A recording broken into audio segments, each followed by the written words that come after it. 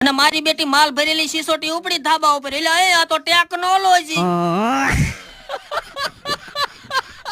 रुको जरा सबर करो. અને પછી ગણપતિ દાદાનું નામ લઈને શ્રીફળ વધેર્યું અને પછી આવા સારા કામમાં બધાને લાપસીની પરિસ્થિતિ વેચી દીધી અને સેન્ટિંગ વાળા એને મહેમાન એને હારવાર મેં હોતે મફતમાં સા સકાવી હો.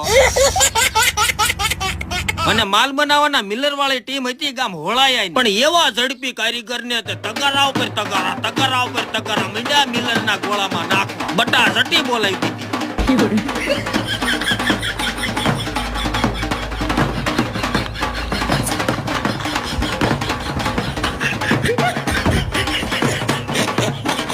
मजा आया. અને માલ બને લીલા રગડા જેવો મને એમ થયું સમસે ખાવા માંડું. પછી હું ગોળો ફરતો અવળો થઈ ગયો અને બધોય માલ મોટી જબરી સિસોટીમાં ઠલવાઈ ગયો. क्या बात है सर, क्या बात है सर. અને મારી બેટી માલ ભરેલી સિસોટી ઉપડી ધાબા ઉપર એટલે આ તો ટેકનોલોજી. અને ધાબા ઉપર બે હોનાના ડોલસા મૂકેલા ને એ ડોલસા આખા આબો હબ માલના ભરાઈ ગયા અને કારીગરો એક પછી એક ડોલસા મીંડા ઠલવવા.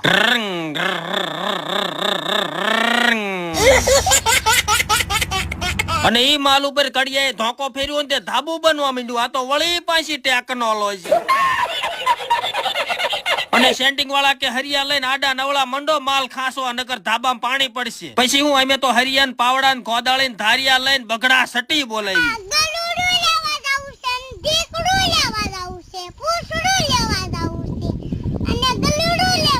कैसे कैसे लोग रहते हैं यार यहाँ पर. અને બે ત્રણ બળતરેલા ભાઈ બનાયા ને તે અંદરો અંદર વાતો કરવા માંડ્યા કે એ મોટું જબર ધાબુ બનાવ્યું આ ધીરુભાઈ તો બહુ પૈસા વાળા. તો ગરધણી ખીજાઈ ગયા ગીતો જેને ઘા વાગ્યા હોય ને એને જ ખબર પડે કેટલી વીએ હો થાય. પણ તમારા બાપનું ક્યાં કઈ લઈ લીધું છે? હું કામ ને ઉપાડો ખાવ છો યાર? हाँ सहन नहीं था यार.